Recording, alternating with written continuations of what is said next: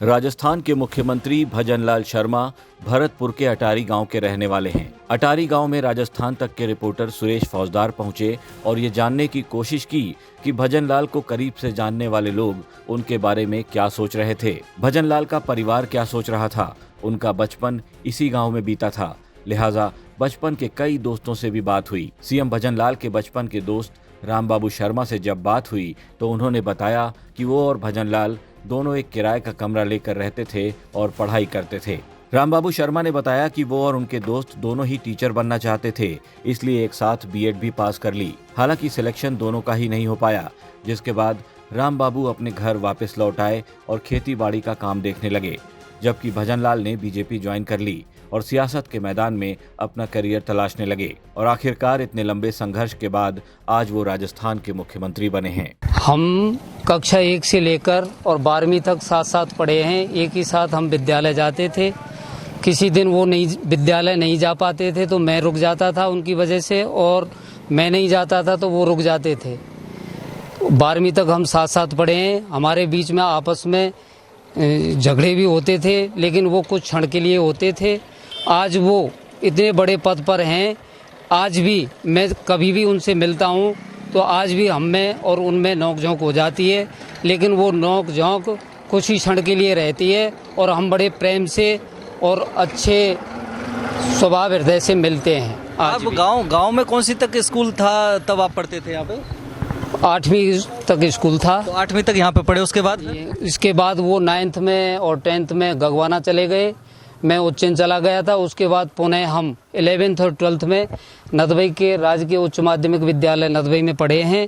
एक ही रूम में रहते थे। रेंट पर रहते थे? हाँ, किराए पर रहते थे और एक ही रूम में रहते थे और हम आपस में लड़ते झगड़ते, लेकिन कुछ क्षण के लिए लड़ते झगड़ते थे और बहुत ही अच्छे प्रेम और सौहार्द के साथ हम साथ साथ पढ़े हैं। 12th के बाद फिर बिछड़ गए क्या? 12th के बाद फिर वो अलग अलग चले गए थे। मैं अलग चला गया था। वो कहाँ चले गए? वो MSJ कॉलेज भरतपुर चले गए थे। मैं भी MSJ कॉलेज, लेकिन हमारे सब्जेक्ट बदल गए थे। उन पे आर्ट्स कला विषय थी, मेरे पर कॉमर्स थी। भजनलाल जी ने बीएड भी किया था, मैंने भी किया था, लेकिन हमें आगे सफलता नहीं मिल पाई। टेस्ट दिया था, पास नहीं हो पाए थे? नहीं, पास नहीं हो पाए थे। भजनलाल ने भी दिया था? नहीं, उन्होंने नहीं दिया था। बीएड की थी उन्होंने, लेकिन वो टेस्ट नहीं दे पाए। उस समय टेस्ट नहीं था, मेरिट के अकॉर्डिंग अपॉइंटमेंट। अप्लाई किया था क्या? अप्लाई किया था, उनका हुआ नहीं, टीचर में हुआ नहीं था। भजनलाल के दोस्त ने बताया कि वो और भजनलाल दोनों ही टीचर बनना चाहते थे। यही बात भजनलाल के पिता किशन स्वरूप शर्मा ने भी बताई। गांव में भजनलाल के पिता की 35 बीघा जमीन है। भजनलाल उनके इकलौते बेटे हैं। भजनलाल अपनी ग्राम पंचायत से 2 बार सरपंच भी रह चुके हैं। साल 2003 में वो बीजेपी के खिलाफ नदबई विधानसभा से राजस्थान सामाजिक न्याय मंच के टिकट पर चुनाव भी लड़ चुके हैं। भैया मैं तो